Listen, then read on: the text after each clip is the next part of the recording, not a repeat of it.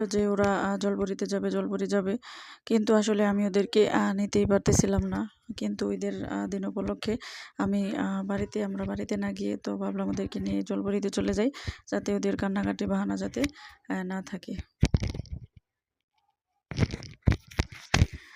তো আমরা এই ছিল জলপরী, জলপরীর ভিতরে ঢুকতেছি। তো রাত হয়ে গেছে, 8:30 9টার দিকে রাত হয়ে গেছে। এখন প্রায় মানুষ নেই বললেই চলে। দিনের বেলা আসতে পারি নাই, কারণ দিনের বেলা এত মানুষ থাকে যে মানে ভিতরে যাওয়ার মতো পরিস্থিতিই থাকে না, সিচুয়েশনে থাকে না যে বাচ্চাদের নিয়ে ঘুরবো, এরকম অবস্থা হয়। আর এখন দেখেন কোনো মানুষই নাই, মানে সেরকম মানুষই নাই বলতে গেলে।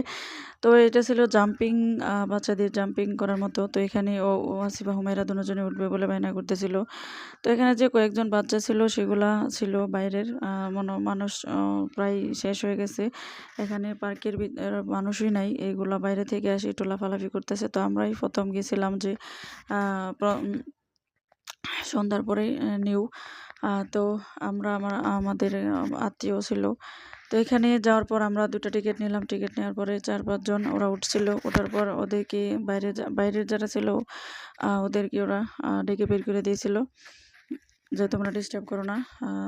তখন ওরা জাম্পিং খেলা করতেছে, ইচ্ছা মতো লাফালাফি করতেছে।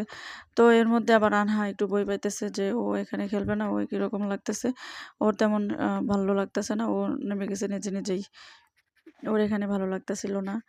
তো এদিক দিয়ে ওয়াসিফা, হুমায়রা, ইশরাক ওরা অনেক আনন্দ করতেছে, অনেক লাফালাফি করতেছে। ওদের মনে হয় এখানে ঈদ লেগে গেছে এরকম।